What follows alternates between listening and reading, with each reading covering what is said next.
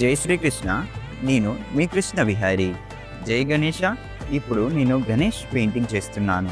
మీ అందరికీ తెలుసు కదా, ఈసారి మన కృష్ణ విహారీ ఆర్ట్ స్టోర్లో హ్యాండ్ పెయింటెడ్ ప్రీ గణేషెస్ తయారు చేస్తున్నాం.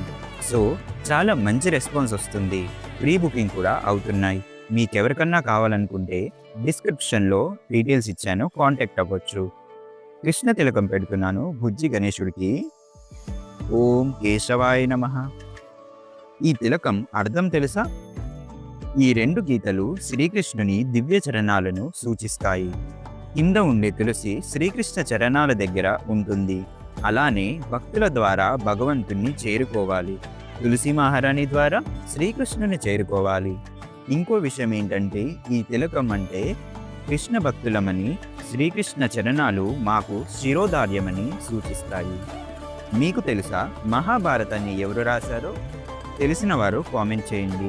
ఈ విషయాన్ని మనం నెక్స్ట్ వీడియోలో తెలుసుకుందాం. అప్పటి వరకు మీ కృష్ణ విహారీ ఆర్ట్స్ ఛానల్ని ఫాలో చేసి సపోర్ట్ చేయండి. హరే కృష్ణ. రాధా గోరీ